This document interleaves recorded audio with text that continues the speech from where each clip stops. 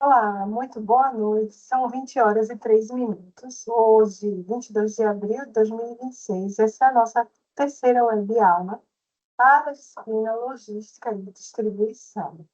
Eu sou a professora Janaína e a gente vai aí dando continuidade nesse processo de aprendizagem e de troca de conhecimento, tá? Sejam todos bem-vindos. Para quem não conseguiu estar aqui ao vivo, eu espero que você assista essa aula gravada e que vai ficar disponível na sua sala de aula digital. Eu já comecei a aula projetando a tela, porque hoje a gente vai falar sobre estoques, dando continuidade aí ao planejamento de estoques e previsão de demanda. Um assunto que sempre é o ponto central do planejamento da logística da distribuição, é o ponto central, porque a gente vai falar sobre o produto logístico na sua essência. Na aula passada, a gente finalizou vendo aí as características do produto logístico, né, que foi a tela anterior desse slide que está aí, só voltando para a gente dar um lembrete, a gente encerrou a aula aqui. Hoje, a gente começa com essa conceituação propriamente dita dos estoques. Então, dentro da nossa área de gestão, os estoques, eles estão parametrizados em dois conceitos fundamentais. E esses dois conceitos, estarão aí no nosso dia a dia, no nosso vocabulário, porque isso vai determinar a nossa política de gestão de estoques também, certo? Então, ó, dentro da perspectiva contábil, o estoque é um ativo, certo? Então, ele está lá posicionado dentro do ativo, no lado esquerdo do balanço patrimonial, e ele é mantido para venda no curso normal dos negócios. Ele também pode estar em processo de produção, ok? Ou na forma de materiais ou suprimentos a serem consumidos ou transformados no processo de produção e prestação de serviços. Então, dentro da perspectiva contábil, o estoque ele é entendido aí nessas três classificações, tá bom? Então, ele é registrado pelo seu custo de aquisição ou de fabricação, ou pelo preço de mercado, entre estes dos dois, o menor. Por que a gente precisa entender essa conceituação contábil? Exatamente para que a gente possa dimensionar a importância do estoque na gestão da cadeia de suprimentos, a importância dos estoques dentro dessa nossa concepção de logística e distribuição e a sua complexidade. Pela falta de estoque, eu perco venda. Se eu perco venda, eu perco receita. Pelo excesso de estoque, eu tenho custo, eu tenho capital imobilizado, eu tenho custo de armazenamento, movimentação, transporte. Então, eu preciso, de fato, encontrar esse equilíbrio. Então, pela perspectiva contábil, como é que esse estoque é identificado dentro do balanço patrimonial da organização? Ora, mas quem vai fazer isso é o contador. Sim, perfeito. Quem vai fazer isso é o contador. Mas eu, enquanto gestor, eu também preciso me apropriar desses conhecimentos, desses conceitos. Porque, lembrar, a gestão de uma organização ela é integrada. Nós estamos fragmentados em partes, mas a gente não pode perder a referência sobre o todo.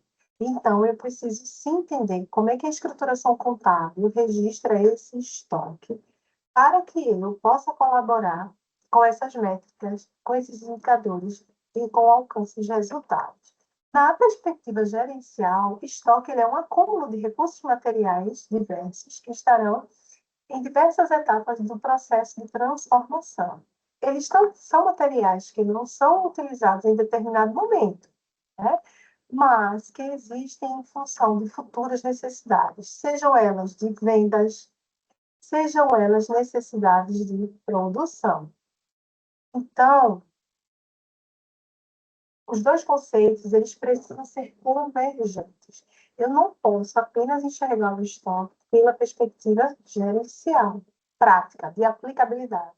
Ter ou não ter esse estoque dentro de casa, tá claro? Então, isso tudo vai interferir na sinergia que essa gestão de estoques vai gerar. Porque, veja, tudo isso que eu falei conversa muito com essa segunda tela aí que eu estou projetando para vocês. Toda organização é uma clássica arena de conflitos, certo? E o ponto central de estoques vai tratando esse eixo dos conflitos. Por quê? Porque O marketing precisa fazer previsão de demanda, precisa segmentar o mercado, precisa entender o comportamento desse consumidor, mas também precisa dar insumos e informações para que o setor de produção possa trabalhar. Então, as informações do setor de produção e operações, elas são alimentadas pela sua rotina, pela sua prática, pelo seu fazer diário, mas elas precisam sim dessa congruência, dessa sinergia aí, vinda do setor de marketing, tá certo? Então, por que que isso é importante? Porque, olha, eu só vou poder comprar insumos de produção se eu tiver ao menos essa previsão de demanda aqui estudada. Eu vou precisar comprar quanto, né? O estoque de transformação que eu vou ter dentro de casa é suficiente para esse alinhamento de produção, para o que vai ser vendido. Afinal de contas, o marketing pode alegar que perdeu vendas porque não tinha estoque de produto acabado e, consequentemente, isso vai refletir nos resultados organizacionais.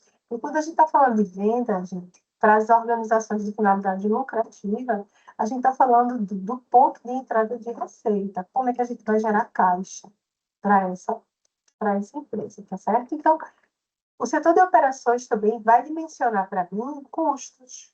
Qual é o custo de aquisição? Qual é o custo de produção? Qual é o custo de armazenamento, de transporte?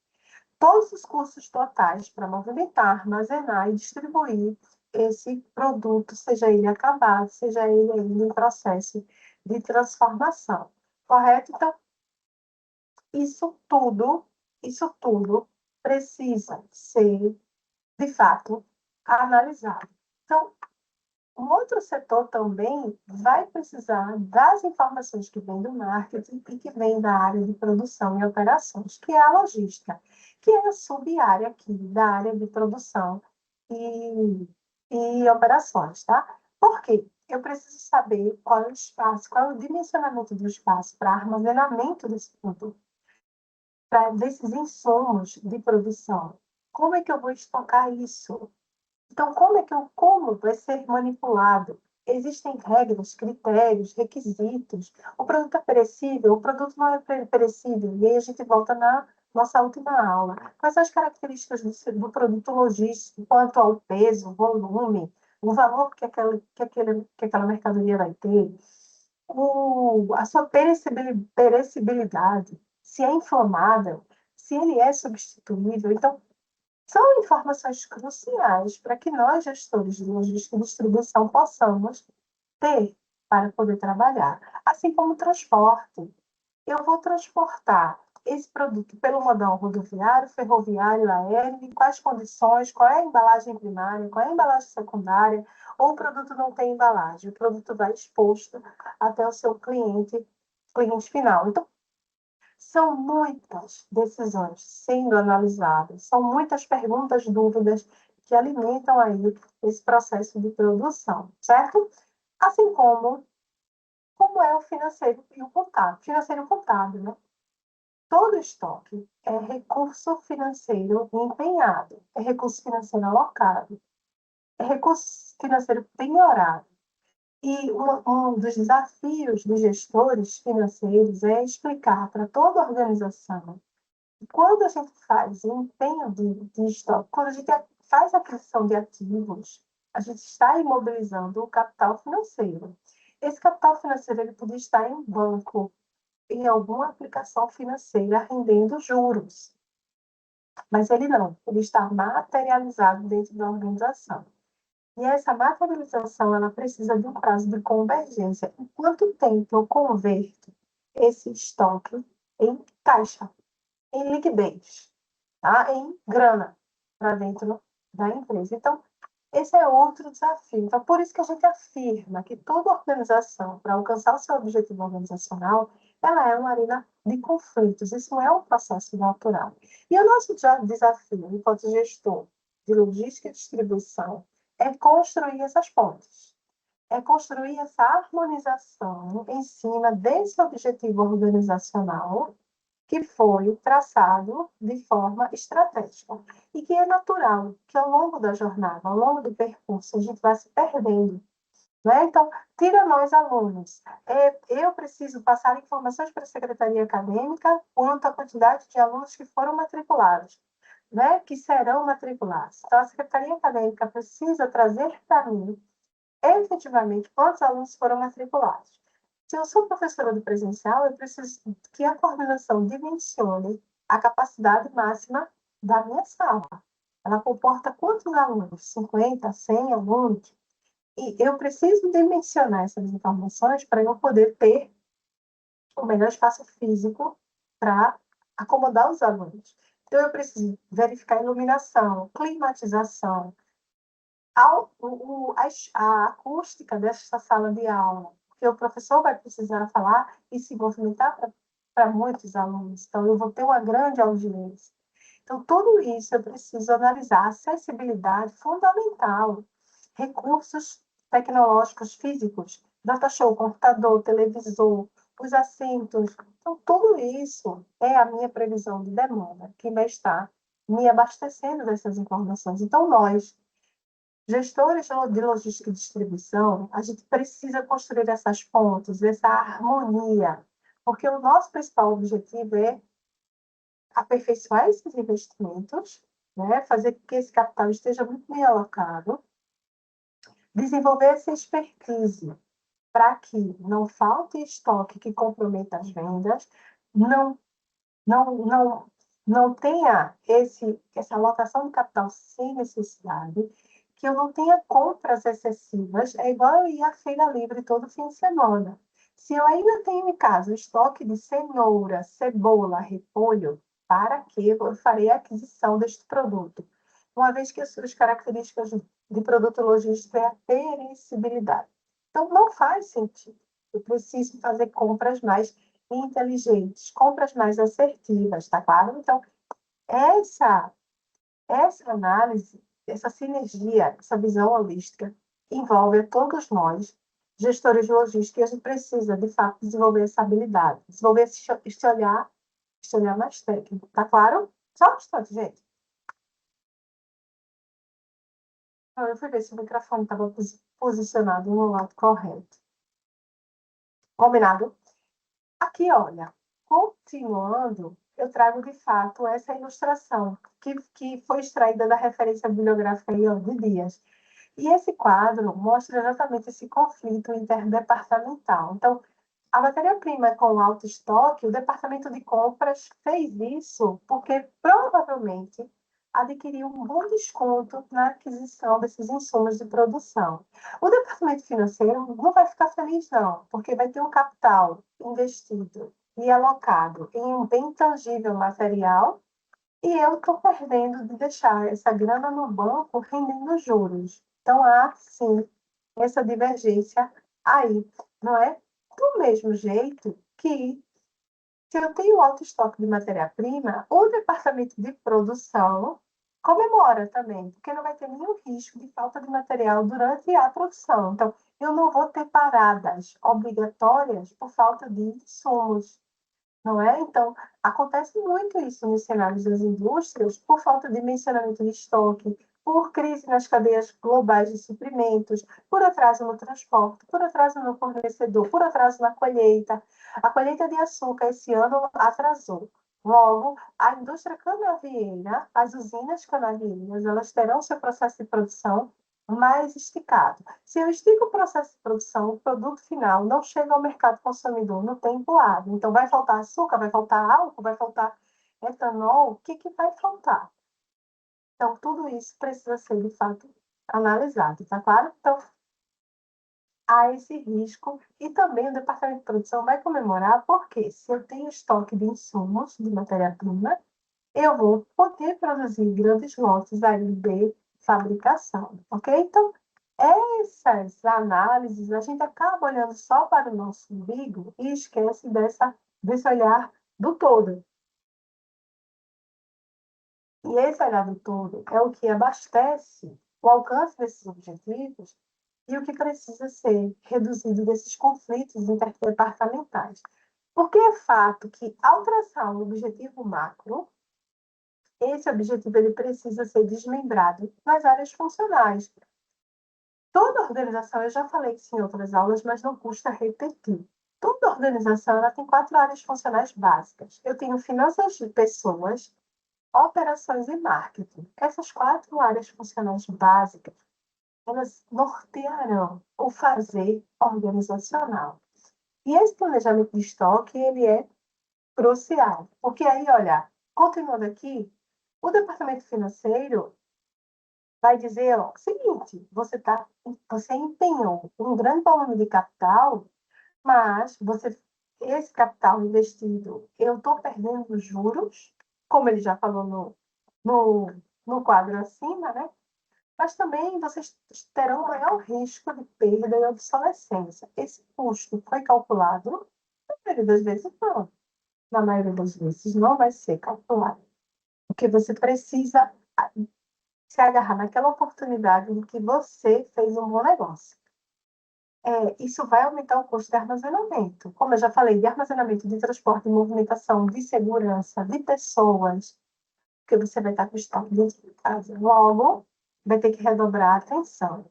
Já quando o estoque de produto acabado é muito alto, quem comemora é o setor de vendas, porque eu vou ter entrega rápida, eu não vou ter ruptura de estoque quando o consumidor chegar para comprar o produto e não tem o produto na gôndola, não tem o produto no ponto de venda, não tem o produto no site online, mas tem o produto em algum lugar, no centro de distribuição. Eu vou comemorar, porque isso vai melhorar minha reputação, minha imagem, o cliente vai ficar mais satisfeito, porque eu tive pronto atendimento para ele. Contudo, mais uma vez, o setor financeiro chega e diz, ó, isso aconteceu em incêndio. A gente tem seguro? Tem, mas não se quer que aconteça um incêndio, porque esse estoque está penhorado. Isso é grana, e se a gente perde esse estoque? O custo de armazenamento vai subir. Se o custo de armazenamento vai subir, eu vou ter que repassar isso no preço final da mercadoria. Então, o consumidor vai pagar. O consumidor aceita que o preço aumente a cada fluxo de venda com ele, a cada fluxo de relacionamento com ele. Então, entende que tudo isso precisa ser analisado. Então, ó, esse é o papel da gestão de estoques. É essa conciliação da melhor maneira de alcançar os objetivos organizacionais funcionais. Eu mostrei aí a área de compras, de produção, área financeira e área de vendas, né? Mas eu preciso definir isso através da execução da política de estoque. Por quê? Porque eu não posso me dar o luxo de me agarrar nesses conflitos e me distanciar do objetivo macro, do objetivo organizacional. Se isso acontece, o meu papel de gestão começa a ser analisado. De fato, a gestão entende esse olhar mais amplo, mais integrado. E uma das palavras-chave da logística e distribuição, já que logística torna-se essa área de serviços, ela está a serviço dos outros setores da empresa, ela está à disposição, mas ela é uma das áreas, é o coração da operação que materializa o alcance desses objetivos organizacionais, tá? Não adianta vender se não tem produto para entregar, tá combinado? Não adianta vender se não tem matéria-prima ou insumo para produzir, tá bom? Então, esses conflitos, eles existirão, nosso papel é diminuí-los e também nos ajudar na estruturação dessa fundamentação aí de quais são as ferramentas que eu tenho que me ajudem a prever essa demanda. Tá? Eu vou fazer essas análises de previsão de demanda pelo histórico de vendas do semestre anterior, do mês passado, do ano passado. Como é que eu vou analisar isso? Toda organização ela precisa definir quais são os seus requisitos. Quando eu falo de ferramenta, estou falando de instrumentos de trabalho mesmo. Ó, eu vou controlar isso por planilha, eu vou controlar isso por sistema, qual é o software que eu vou utilizar, como é que esse software ele processa as informações, qual é a confiabilidade dessas informações, tudo isso eu vou precisando gerir, tá? Porque, ó, isso vai determinar quanto vai ser produzido e com que exatidão eu vou prever esse volume de venda, tá? Então, o sistema logístico precisa dessas informações para que ele defina quais serão as métricas de trabalho. Então, o sistema logístico ideal é aquele que atinge, né, o máximo de disponibilidade possível do estoque, utilizando aí essa sincronização, tecnologia. Eu vou me alimentar de tecnologias, se eu tiver recursos financeiros para isso, sim, porque isso vai me ajudar a construir os meus processos, certo? Então, essa análise, ela também é feita, ok? Só um instante, por favor.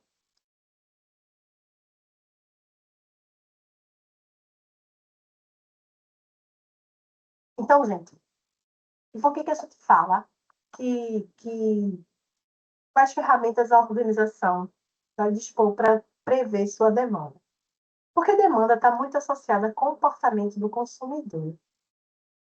E comportamento do consumidor é algo que quem monitora é o setor de marketing.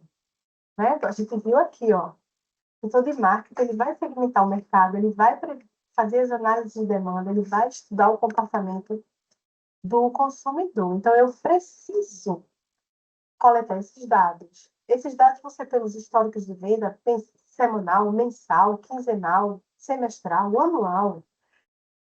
Como é que eu vou fazer essa coleta de dados simultaneamente, garantir a maior disponibilidade do estoque, definir para a operação quanto vai ser produzido e como eu vou fazer essa previsibilidade aí de venda, né? Então, opa, só um instante que travou aqui o meu material. Tô dando aula, filho, o que foi? Hum? Aí você me avisa que eu fiz... Ai, meu Deus, o microfone ficou aberto. Desculpa, Tom, eu fechei a câmera, mas o microfone ficou aberto. Rotinas da web aula, né? O filho entra aqui no escritório avisando que a irmã fez cocô. E aí ele veio buscar os suprimentos para fazer a asepsia. E o microfone ficou aberto. Vejam a profa como está bem antenada. Tá bom? Então, retomando aqui, que eu tomei um susto, gente, quando eu vi a porta abrindo. De que dá, tá vendo? Compartilhar ambientes. É assim mesmo. Vamos em frente. Continuando, deixa eu voltar para o meu raciocínio. Continuando aqui, ó, isso também está relacionado à diversificação dos itens que eu botei no meu estoque. O comportamento do consumidor, o comportamento de demanda, é um dos principais fatores que contribuem aí para o aumento da complexidade do nosso modelo de gestão. Os desafios que a gente vai enfrentar, os desafios pertinentes a entender o que, como, quando, por que está mudando. Por exemplo, gente, a gente está vivendo um momento muito crítico aí de uso indiscriminado das canetas emagrecedoras. As canetas emagrecedoras, elas partem da premissa de tratamento de saúde. De tratamento de saúde e casos de obesidade, de tratamento para diabetes. Contudo, a gente tem acompanhado aí no comportamento do consumidor que o uso das canetas emagrecedoras também está sendo aplicado à estética. As pessoas querem emagrecer, querem acelerar o processo e têm utilizado esse recurso. Se eu estou com este novo comportamento do consumidor, com este novo estilo de vida do consumidor, estilo de vida de melhorar a alimentação, fazer mais atividade física, ter mais treino, consequentemente, eu vou mudar a configuração de consumo. Então, os alimentos industrializados, processados, provavelmente estão vendo um movimento de queda nos seus ritmos de venda. O setor de bebidas alcoólicas também, recentemente saiu dados da Ambev, né, que o comportamento do consumidor começa a ser percebido de mudança do ano passado, de 2025, para os dias atuais. Isso tem se intensificado entre a geração mais jovem E aí a geração mais jovem está bebendo menos. Se está bebendo menos, como é que vai ficar a produção? Como é que vai ficar o planejamento de previsão de demanda da Ambev, por exemplo? Né? E se há essa mudança no comportamento do consumidor e o consumidor está deixando de beber mais bebida alcoólica, isso vai afetar a receita de um dos principais produtos de produção da Ambev. Então, tudo isso precisa ser analisado. Outro exemplo também, a taxa de natalidade das famílias brasileiras cai. Se a taxa de natalidade está caindo e as famílias estão tendo menos filhos, a média é 1,6 filhos por família, e a gente sabe que isso é uma estatística, né? Uma média geral aí das 5 regiões do país. Se está havendo essa queda, consequentemente, os produtos direcionados à maternidade, à paternidade, ao planejamento familiar, eles estão caindo. Então, imagina uma indústria de bens de consumo como P&G, fralda Pampers, fralda Huggies. Como é que esse mercado vai ficar? Já que a gente está tendo o aumento do envelhecimento da população, a diminuição da taxa de fecundidade e de natalidade, e eu produzo fralda infantil. Do nascimento até o desfraude são, em média, aí, 3 anos. Então, são 3 anos de consumo, de mudança no comportamento do consumidor. Isso vai afetar a minha demanda. Então, essas informações que eu estou passando, elas são informações públicas, informações do IBGE, informações das consultorias que fazem pesquisa de mercado. Se eu sou uma empresa que eu não tenho esse recurso financeiro de contratar uma consultoria, de contratar uma Nielsen, de contratar um Instituto Cantar, né, para fazer essas pesquisas para mim, eu vou me apropriando dessas informações públicas que são veiculadas com muita frequência.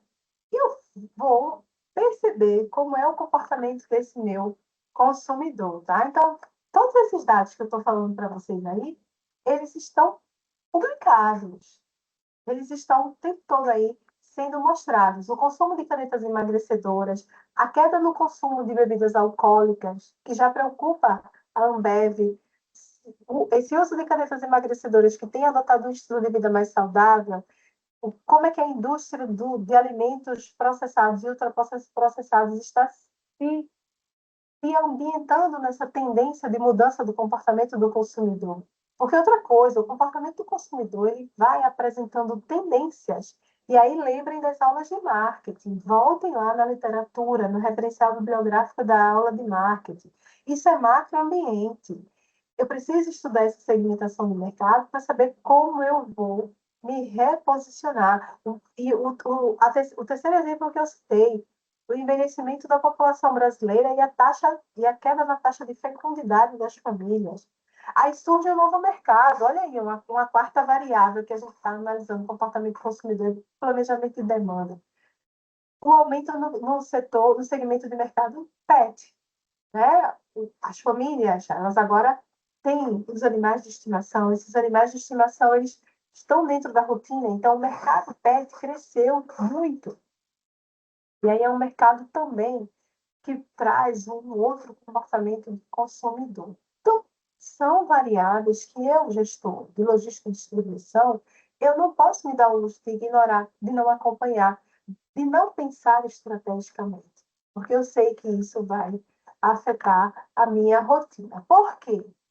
Porque o ponto central da definição da política de estoque, que é minha responsabilidade, é qual é o custo desse estoque. Como que eu vou repor esse estoque? Qual é o nível de serviço que eu vou entregar para esse cliente? E quando eu estou falando de nível de serviço, entendam, você, consumidor, que vai lá no marketplace, no Mercado Livre, da Amazon, do Magalu, e vai olhar um produto que você está precisando comprar. Você vai olhar preço, se você é muito sensível a preço, você vai fazer essa comparação de preço nos 3 marketplaces, mas você também vai olhar prazo de entrega. Quem é que tem frete grátis? Qual é o prazo de entrega? Qual é a previsibilidade do prazo de entrega? Isso chama-se nível de serviço.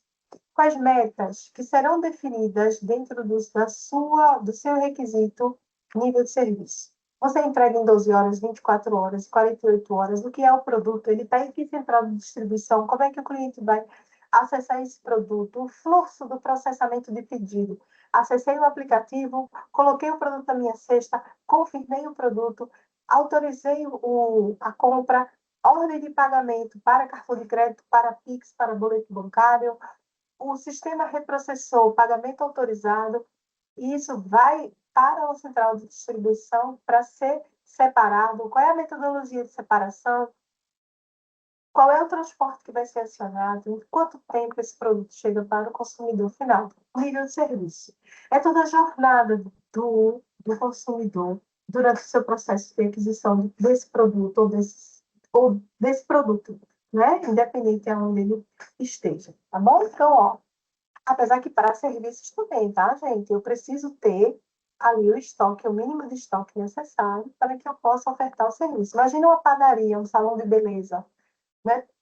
Perdão, a padaria não, porque a padaria é indústria, né? Industrialização, panificação.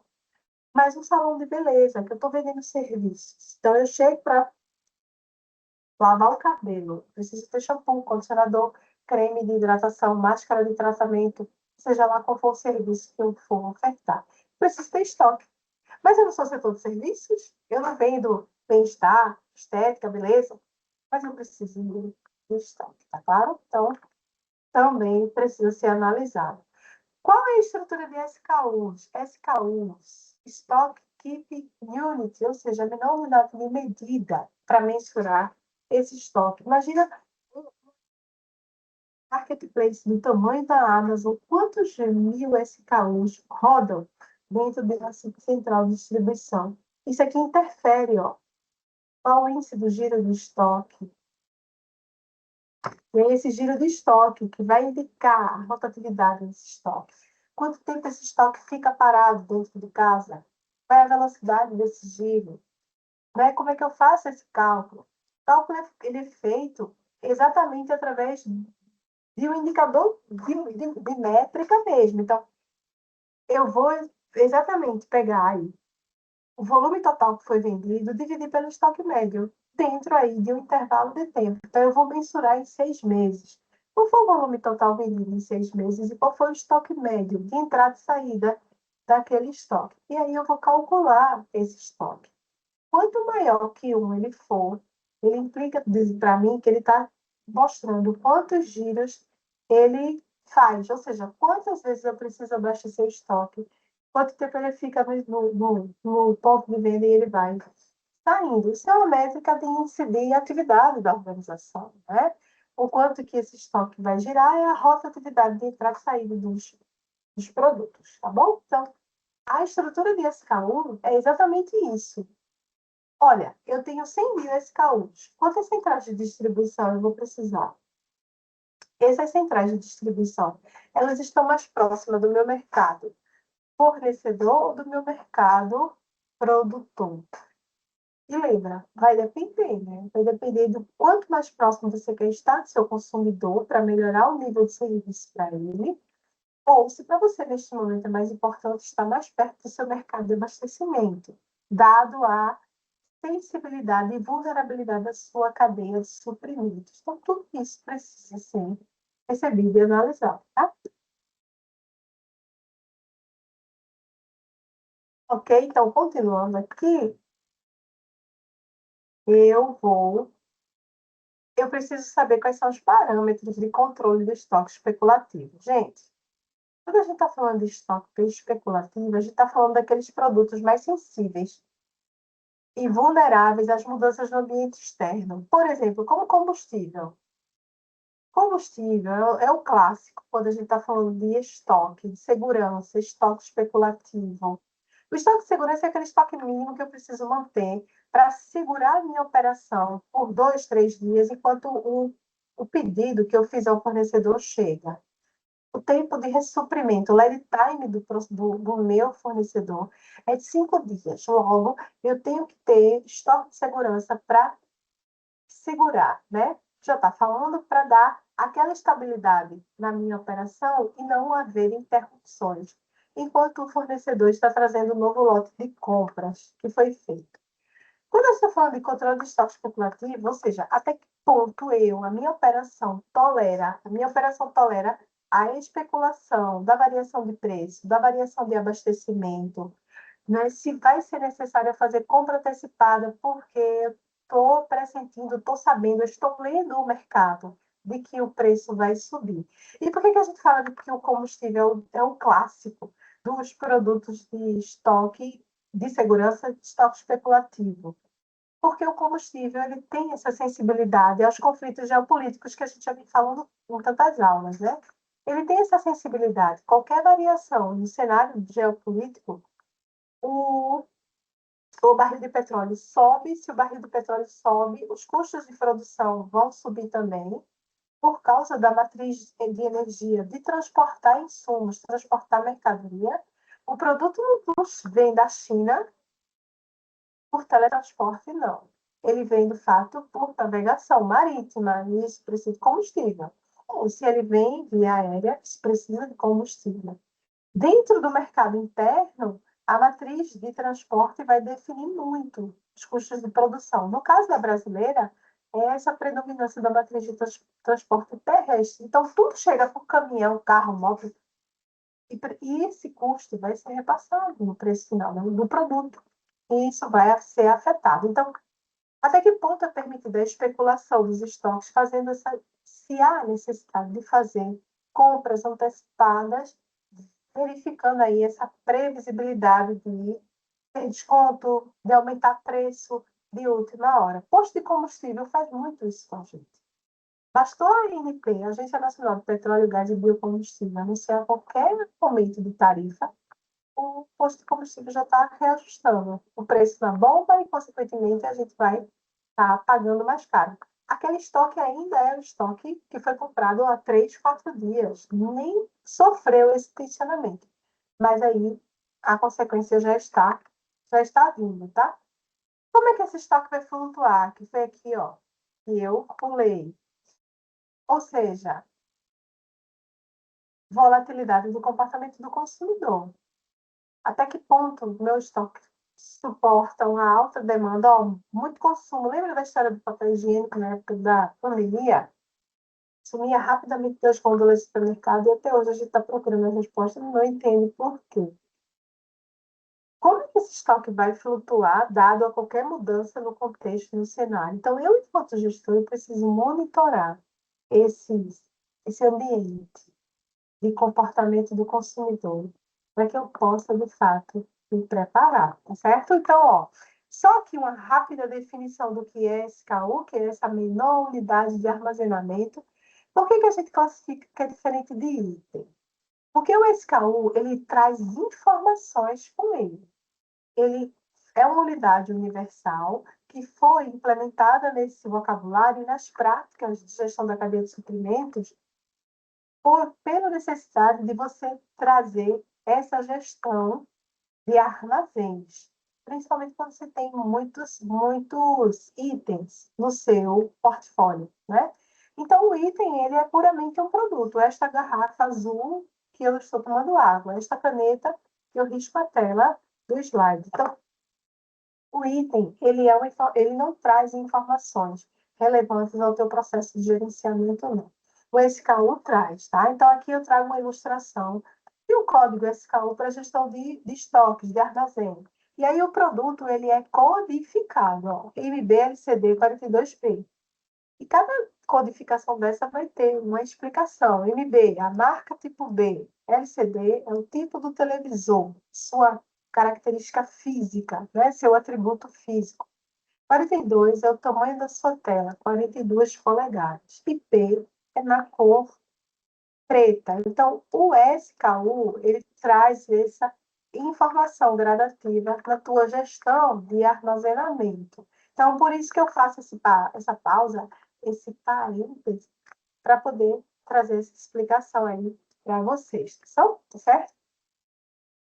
Então, aqui, olha, ainda sobre a previsão de estoques, cabe a nós, gestores, analisar quais são os instrumentos, as ferramentas que a gente vai implementar no nosso dia a dia para controlar o estoque. Principalmente quando eu estou falando de previsão. E aí, gente, previsão é exatamente esse estado de futuro desejado, né? É esse senso de direção, isso é planejamento, que eu vou adotar no meu processo construtivo, no meu processo analítico, ok? De gestão. Então, vai ser como? Vai ser pelo histórico do consumo, mas eu estou começando agora, eu não tenho esse histórico. Como eu vou fazer isso? E aí você vai analisar os instrumentos, estudar o mercado. A grande maioria dos negócios, das micro e pequenas empresas, isso são dados do Sebrae, né?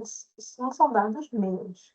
Eles encerram suas operações nos primeiros 2 anos por falta de aplicabilidade das ferramentas de gestão, seja do fluxo de caixa, né? Seja da gestão de estoques, da gestão da cadeia de fornecedores, da gestão operacional, seja da gestão de pessoas, seja por não ter a proposta de valor clara para o cliente. Qual é a solução que você vende?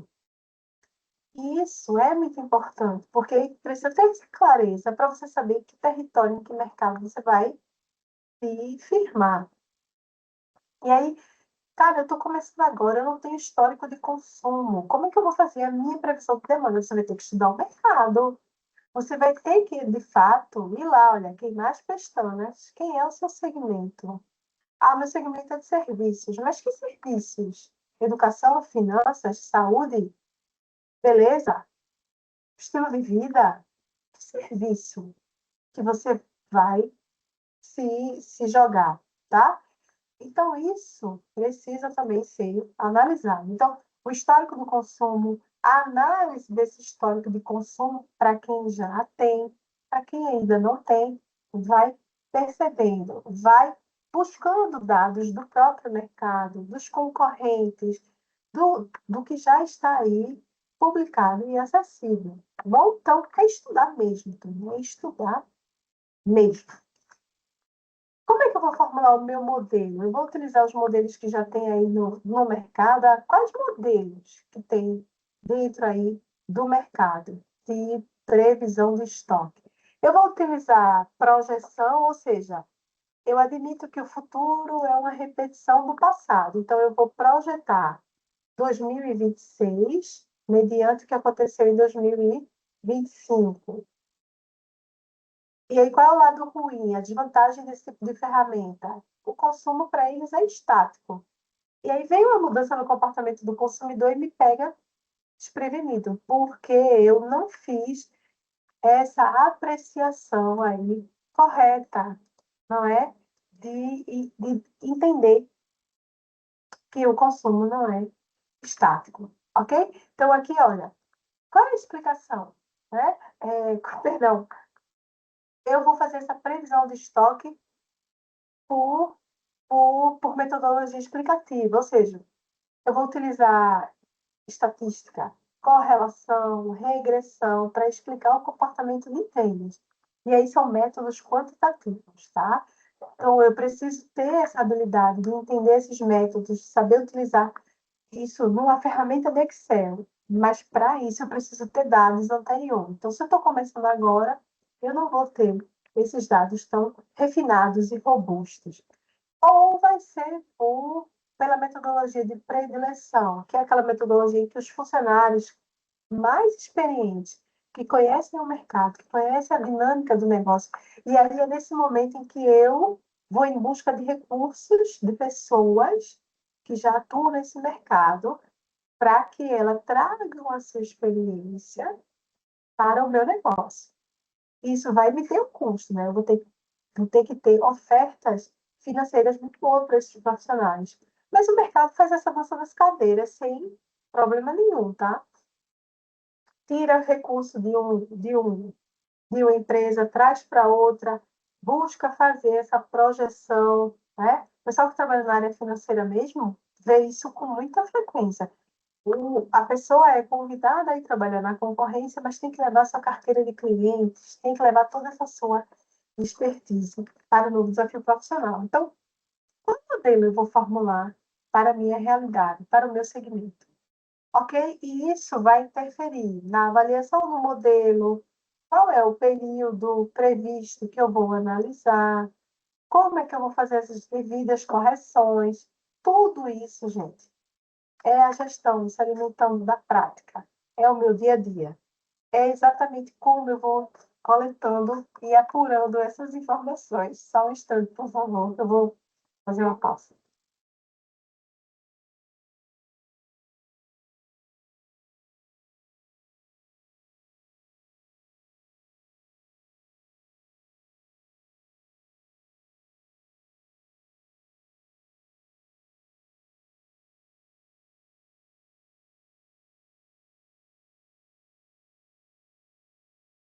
Voltei. Interrupções novamente, mas dessa vez o microfone ficou fechado. Ok? Então, ó, para aqui, olha. Quais são as razões para ter estoque depois de você ter feito essa previsão de estoque? Gente, só um adendo aqui, tá? Nessa avaliação aqui. Essa é uma das tarefas que exige mais análise dentro da organização, porque isso vai me definir compras, isso vai me definir fornecedores, isso vai me definir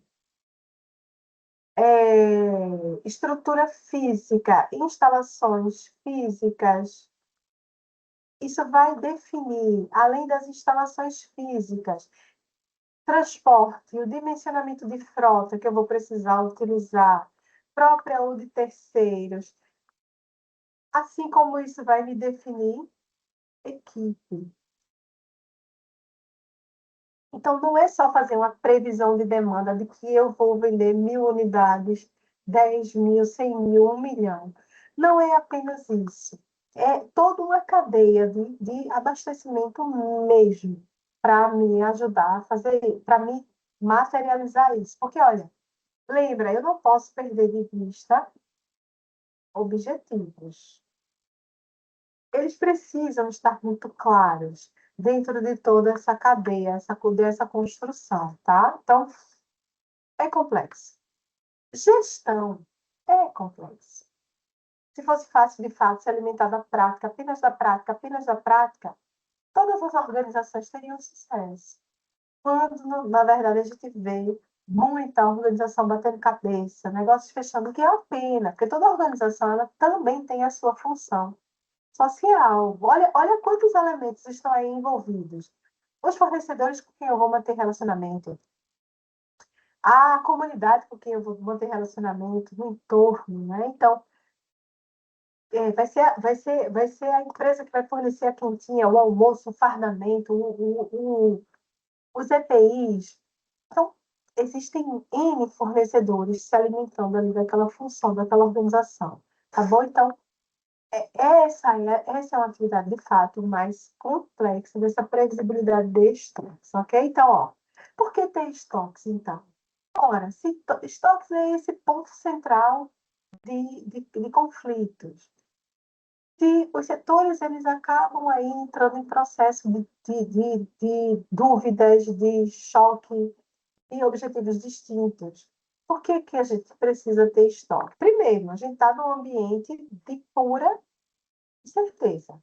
O estoque ele tem essa tarefa. Eu preciso gerenciar incertezas. Se a alta do petróleo sobe, vai aumentar o custo de transporte. Se vai aumentar o custo de transporte, o estoque que eu tenho dentro de casa, eu consigo segurar o preço para o meu cliente? Não vai faltar? As minhas cadeias de suprimentos elas vão ficar estranguladas? Vejam, os maiores fabricantes de insumos para a indústria farmacêutica no mundo, China e Índia. Toda a indústria farmacêutica, as cadeias de suprimentos das principais empresas, né? É, os principais laboratórios globais dependem dos insumos de produção que vêm da China e da Índia. Com a globalização intensificada ali no final dos anos 70 e início dos anos 80, e essas cadeias de suprimentos se globalizando ainda mais, então as empresas elas passaram a espalhar a sua produção ou concentrar esse fornecimento de insumos, de seus principais insumos, em locais muito distantes. Então, quando eu venho essa crise geopolítica, o que mais se tem neste momento é incerteza. Então, o estoque, ele traz esse respiro, né? Para reduzir o custo de transporte e produção, é fato, quando eu faço grandes compras, grandes aquisições, grandes lotes de compra, isso me dá essa permissão, né? Para auxiliar esse processo de produção, uma vez que eu tenho estoque em casa, então, reduzir o custo, então, o processo de produção ele não vai sofrer paradas. A indústria do cimento sofreu muito na pandemia, porque as obras pararam, a construção civil foi totalmente vetada, porque não era atividade essencial, e a indústria, a fabricação de cimento, o forno que produz o cimento, ele não pode ser desligado, ele tem que queimar 24 horas. Uma vez desligado, aquele forno ele precisa ter suas operações, suas atividades encerradas e um novo forno tem que ser construído. Então, a gente viu esse tipo de informação circulando muito durante a pandemia, que a indústria de cimento teve interrupções, teve paradas de produção, porque não tinha demanda. Ia vender para quem? Para onde? Se a construção civil estava parada, tá? Os estoques também ajudam no processo de marketing, porque o setor de marketing precisa planejar vendas, e essas vendas, elas precisam do mínimo de estoque possível para colocar o consumidor, para colocar o cliente no circuito, assim como coordenar oferta e demanda. Lembra, são duas forças que exigirão poder de barganha. Essas duas forças, elas se tensionam toda hora, a todo momento. Eu oferta, eu sou o fornecedor que tem um produto. E eu vou vender esse produto no mercado consumidor. Então, se esse produto é escasso, quem controla o preço sou eu. Porque, de acordo com a sua necessidade, você vai comprar o produto mais caro. Não posso fazer nada por você. Mas, se há abundância na oferta, o preço tende a cair, porque eu tenho muitos fornecedores vendendo o mesmo produto, e essa briga por preço, ela é muito tensa e intensa, tá? Então, coordenar oferta e demanda também é um ponto estratégico quando se tem estoques, ok? Então, ó, na cadeia de suprimentos, os tipos de estoques mais conhecidos são a matéria-prima e seus componentes, ou seja, os produtos in natura, a laranja que vai produzir, ser feito suco de laranja para exportação, o tomate que vai ser produzido aí na fazenda para ser distribuído para as indústrias de produção dos derivados de tomate. Então, essa matéria-prima, in natura mesmo, está vindo de onde? Os seus componentes, tá? Então, milho, açúcar, soja. Nossa, o Brasil é um dos maiores produtores de soja do mundo. Fica ali na briga com os Estados Unidos, porque as safras dependem das variações climáticas. Então, se chove no tempo certo, o volume correto de chuva, isso vai favorecer a produção, né? Então, isso também tem relação aí direta, tá claro? Então, isso vai ficar, isso vai também ser analisado da tipificação aí do estoque. Estoque de insumos de processamento, né? Então, aquele produto que já foi transformado, o minério de ferro que virou uma chapa de aço, e essa chapa de aço vai ser vendida para a indústria de produção de refrigeradores, de máquina de lavar, de forno micro-ondas, de forno elétrico e seus outros diversos tipos de produto. Então, isso é o estoque, tipo de estoque de processo de produção, processo de transformação. O produto acabado em si, né? Acabei de falar aí da geladeira, do forno micro-ondas, do fogão. Os estoques de manutenção, reparos e consumo e movimentação. Manutenção, reparo, peças de reposição, seja para a indústria automobilística, para a indústria de eletrodoméstico, para a indústria eletroeletrônica. O notebook que deu defeito foi a placa-mãe. Dá para trocar a placa, apenas a placa-mãe e a gente consegue fazer o notebook voltar a funcionar. Então, É outra cadeia de suprimentos também que existe, tá? E aqui, olha, bem simbolicamente, as funções do estoque. O estoque ele pode ser de ciclo, que é aquele estoque que está ali girando. Ele chega, sai, abastece o mercado consumidor de acordo com a sua demanda. O estoque de segurança, que foi esse que eu falei agora sobre o combustível, né? É aquele estoque mínimo que eu vou ter dentro de casa para gerenciar qualquer incerteza. Uma guerra, uma paralisação dos caminhoneiros, no caso do Brasil, que a matriz de transporte é rodoviária, uma imprecisão do meu fornecedor que sofreu ali um atraso porque uma máquina quebrou e, consequentemente, ele não consegue me entregar o lote de compra no prazo previsto. Então, ele vai gerenciar as incertezas da operação. O estoque em trânsito é aquele que já está dentro do transporte, seja navio, avião, carro, carreta, moto, ele já está em trânsito. Então, ele é já o produto, ele já é o estoque que está em rota de entrega, tá? Então, mas também pode ficar parado, preso a qualquer momento. Se o veículo quebra, se o veículo encontra um protesto, se o veículo sofre um atraso, imagina um aeroporto que teve que ser fechado por causa do mau tempo, ou porque, como aconteceu no aeroporto de Guarulhos, meses atrás, foram identificados em zonas de radioamadores, fazendo interferência na radiofrequência da comunicação do aeroporto. Então, os aviões não conseguiam se comunicar com a torre de controle, logo não conseguiam nem decolar nem aterrissar, porque a torre de controle não estava autorizando nada, vista essa interferência. Ou drones que estavam circulando no espaço aéreo. Veja, o estoque ele já está em trânsito, mas ele não vai chegar no prazo marcado porque houve esse problema aí na sua rota de entrega. Estoque pulmão é exatamente esse para garantir aí picos de venda.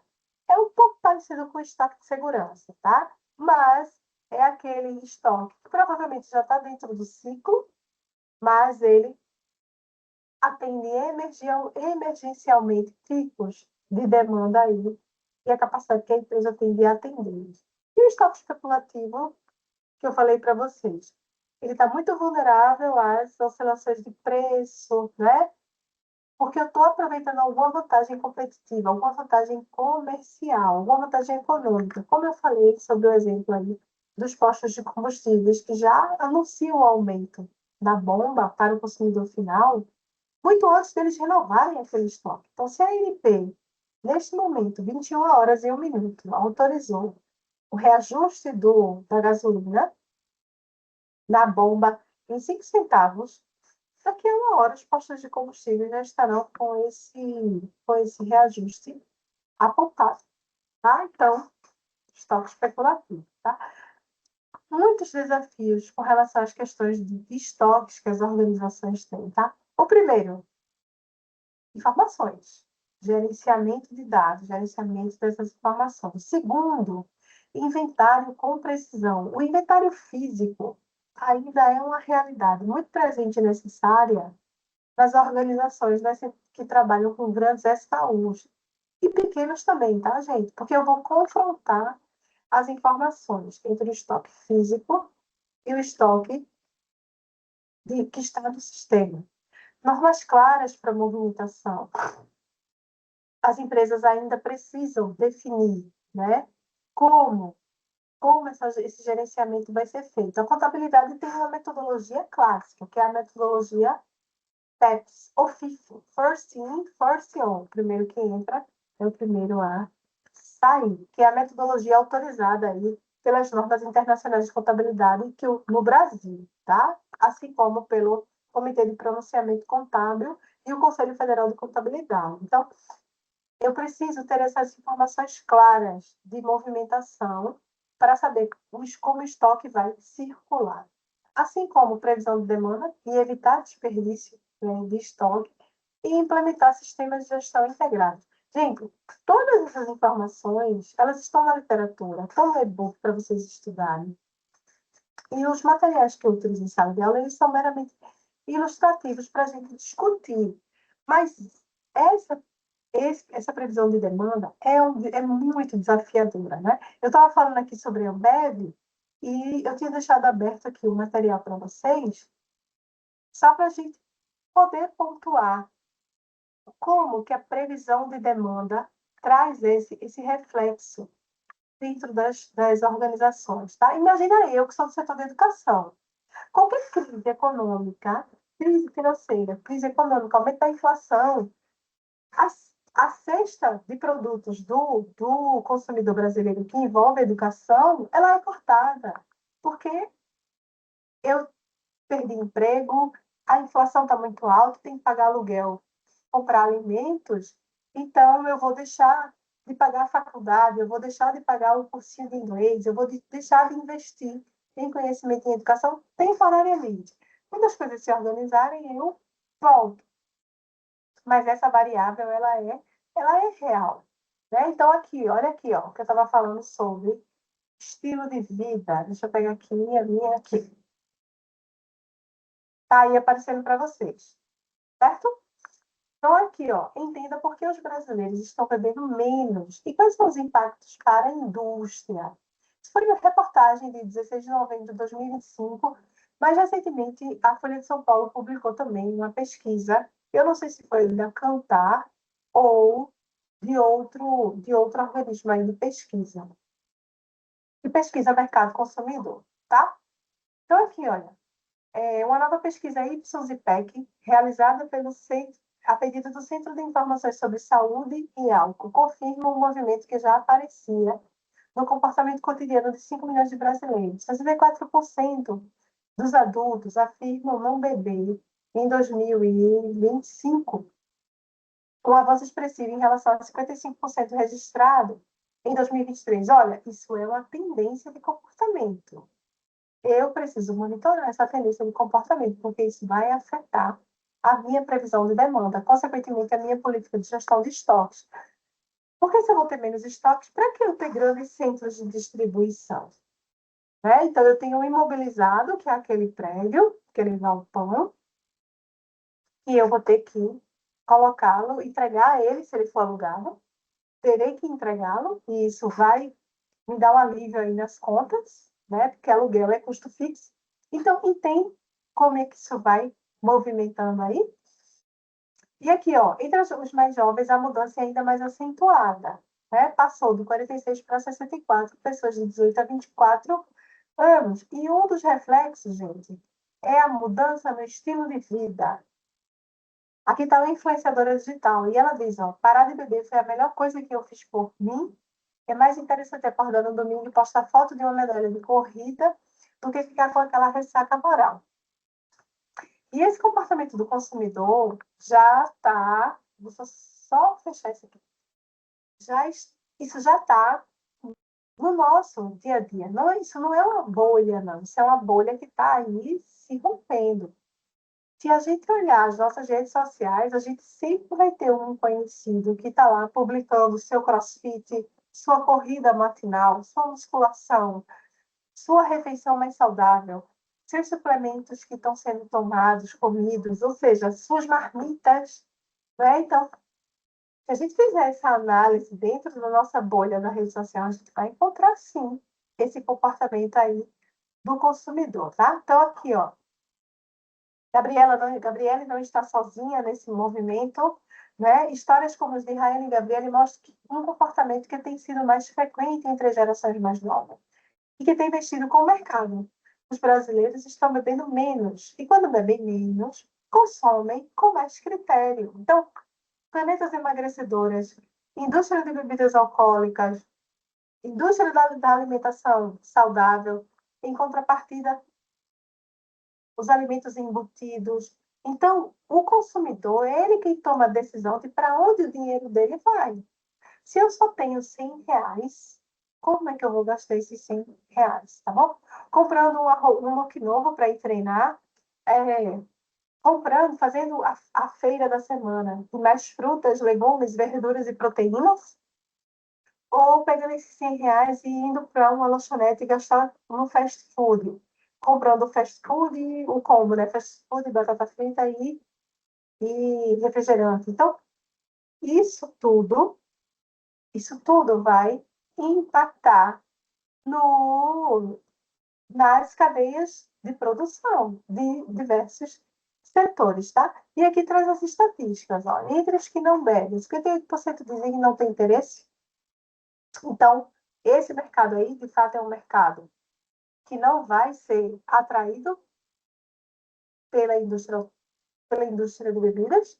34% não gostam do sabor, 30% preferem evitar os efeitos físicos e emocionais da bebida, 19% citam a busca por qualidade de vida, 17% mencionam razões religiosas. E aí, crise é oportunidade, né? E quando a gente estuda macroambiente organizacional, a gente está exatamente analisando isso. O que é crise e o que é oportunidade. Porque toda mudança no comportamento do consumidor vai provocar isso.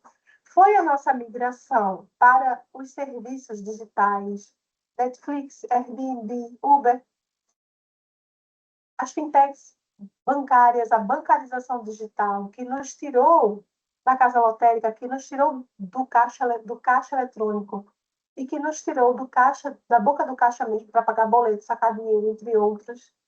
Então, toda mudança do comportamento do consumidor, ela traz mudança no ciclo de produção, de gerenciamento de previsão de demanda e de previsão de estoques, tá bom? Dados da Nielsen, que é uma consultoria de referência mundial aí, né, de análise de mercado, por exemplo, indicam que o segmento de cerveja sem álcool é o que mais cresce no país, com desempenho anual 3 vezes superior aos da cervejaria tradicionais, tá bom? Então, depois vocês têm uma pesquisada aí nesse assunto, que é um assunto que conversa diretamente com a nossa temática, com a nossa aula sobre previsão de estoques.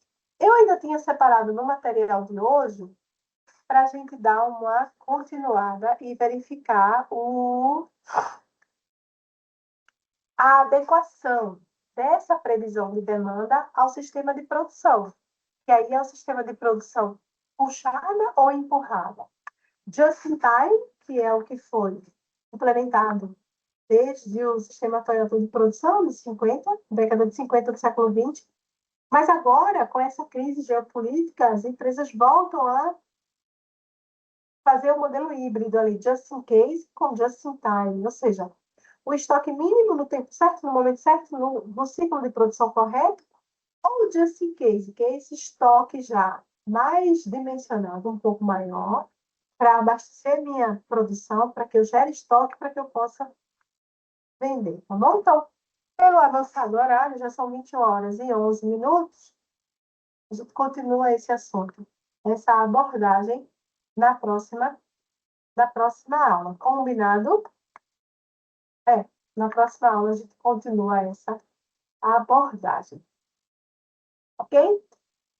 Qualquer dúvida, entrem na sala, depositem suas dúvidas lá, que à medida que a gente for acessando essas demandas, a gente vai respondendo. Estudem, não deixe para estudar em cima da hora, tá? Façam as suas avaliações online com calma, com tranquilidade, para dentro do prazo, para que vocês não sejam aí pegos com falta de energia, queda de internet, quebra dos dispositivos eletrônicos e isso comprometa as suas entregas. Combinado? Até a próxima. Fiquem bem e bons estudos.